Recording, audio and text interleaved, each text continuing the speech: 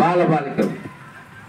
మరి మీకు వయసు రీత్యా మీకు కొన్ని బాధ్యతలు తెలియకపోవచ్చు, నేర్పేవారు లేకపోవచ్చు, చెప్పేవారు ఉన్నప్పుడు కూడా వినగలిగేటువంటి మరి ఆ ఓపిక, తీరిక, కోరిక మీ దగ్గర ఉండకపోవచ్చు.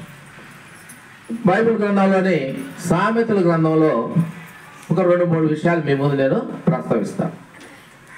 బాలుడు నడవవలసిన త్రోవను వానికి నేర్పుము, వాడు పెద్దవాడైనప్పుడు దాని నుండి తొలగిపోడు. బాలుడు నడవవలసిన త్రోవను వానికి నేర్పుము, వాడు పెద్దవాడైనప్పుడు దాని నుండి తొలగిపోడు.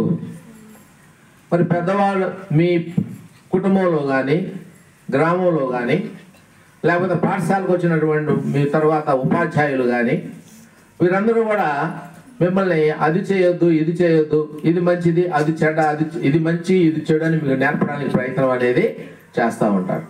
కారణం ఏంటంటే బాల్య వయసులో, చిన్నతనంలో నువ్వు నేర్చుకున్నటువంటి విషయాల్ని నువ్వు ఆకలింపు చేసుకుంటే నువ్వు ఏమన్నాడంటే పెద్దవాడైనప్పుడు దాని నుండి తొలగిపోడు. పెద్దవాడైనప్పుడు దాని నుండి తొలగిపోడు. ఇది బైబిల్ గ్రంథంలో ఉన్నటువంటి ఒక వాక్యం. తర్వాత అదే సామెతల గ్రంథంలో, నా కుమారుడా నీ తండ్రి ఉపదేశము ఆలకింపుము, నీ తల్లి చెప్పు బోధను త్రోసివేయకము. నా కుమారుడా నీ తండ్రి ఉపదేశము ఆలకింపుము, నీ తల్లి చెప్పు బోధను త్రోసివేయకము. చూడండి ఎంత గొప్ప విషయం. తల్లిదండ్రులు ఏదైనా మంచి చెప్తున్నారంటే, ఏదైనా విషయాన్ని ఇది మంచి, ఇది చెడు చెప్తున్నారంటే దాన్ని ఎట్టి పరిస్థితుల్లో కూడా నీవు త్రోసివేయకూడదు. ఎందుకని నీ జన్మకు కారణం, నీ పుట్టుకు కారణం, నీ జన్మకు కారణం, నీ వృద్ధికి కూడా వాళ్ళే కారణం. కాబట్టి నీ యొక్క మంచి కోరేటువంటి మొదటి వరుసలో ఉండేటువంటి మొదటి వ్యక్తులు వాళ్ళే. కాబట్టి వాళ్ళు చెప్పేటువంటి విషయాలను నీవు త్రోసివేయకూడదు. చూడండి ఎంత గొప్ప విషయాన్ని ఇక్కడ చెప్పడం జరిగింది. తర్వాత అవి నీకు జీవముగాను నీ మెడకు అలంకారముగాను ఉండు. అప్పుడు నీ మార్గమును నీవు సురక్షితముగా నడిచెదవు. నీ పాదము ఎప్పుడునూ తొట్టిల్లదు. నీ పాదము ఎప్పుడునూ తొట్టిల్లదు. ఎప్పుడు నీ తల్లి చెప్పినటువంటి బోధని నువ్వు త్రోసివేయకపోతే అవి ఎలా ఉంటాయి? అవి నీకు జీవముగాను, అవి నిన్ను బ్రతికిస్తాయి. నీ మెడకు అలంకారముగాను, నీ మార్గమును నీవు సురక్షితముగా నడిచెదవు. నీ పాదములు తొట్టిల్లవు. చూసారా? కాబట్టి నీ తల్లిదండ్రులు, పెద్దవారు, హితులు, సన్నిహితులు వీళ్ళు చెప్పే మాటల్ని ఎప్పుడు కూడా త్రోసివేయకూడదు.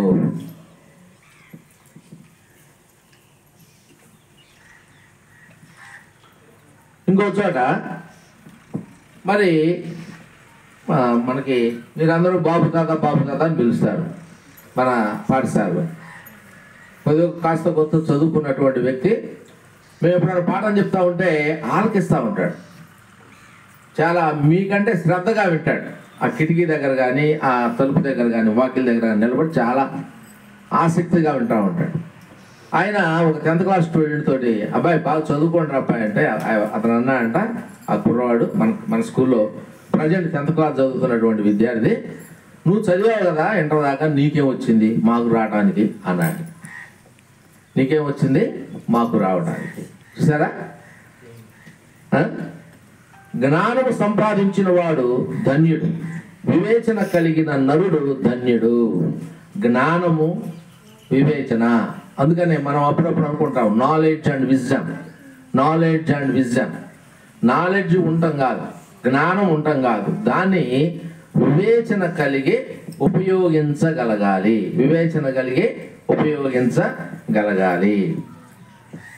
అది ఎలాంటిది? జ్ఞానం ఎలాంటిది అంటున్నాడంటే, మిమ్మల్ని చదవండి అంటే చాలామంది ఎందుకు దాకా చదివానా మాస్టర్ మేము ఆడుకోవాలంటారు.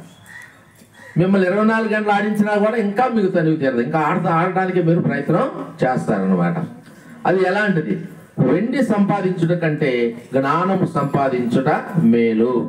అపరంజి సంపాదించుట కంటే జ్ఞాన నాభములొందుట మేలు. అపరంజి అంటే బంగారము. బంగారం కంటే కూడా జ్ఞానము చాలా విలువైనది.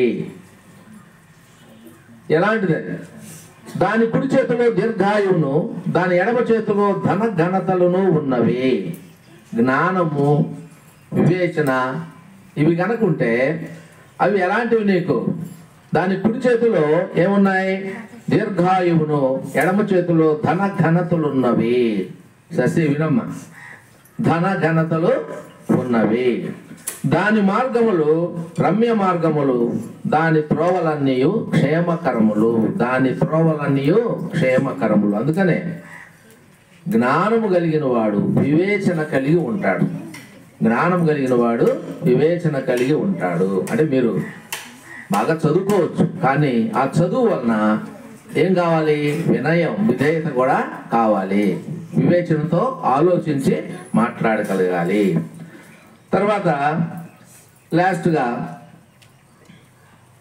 ఎంతసేపు మొన్న వాడు చెప్తున్నాడు 7 గంటలకు వెళ్ళానంటే వాడు ఇంకా లేవలేదు. ఎవరు 6th క్లాస్ స్టూడెంట్ చెప్పాడు అనమాట. వాడు ఇంటికి వెళ్తే 7 గంటలకు కూడా లేవలేదు అన్నాడు. మరి మనం ఎంతసేపటికి సోమరితనంగా ఉండడానికి ప్రయత్నిస్తూ ఉంటాం. దానికి కూడా ఒక చిన్న విషయాన్ని ఇక్కడ మనం చక్కగా చెప్పడం జరిగింది.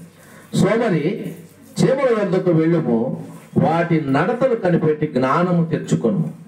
వాటికి న్యాయాధిపతి లేకున్నను, పై విచారణకర్త లేకున్నను, అధిపతి లేకున్నను, అవి వేసవి కాలమందు ఆహారము సిద్ధపరచుకొను.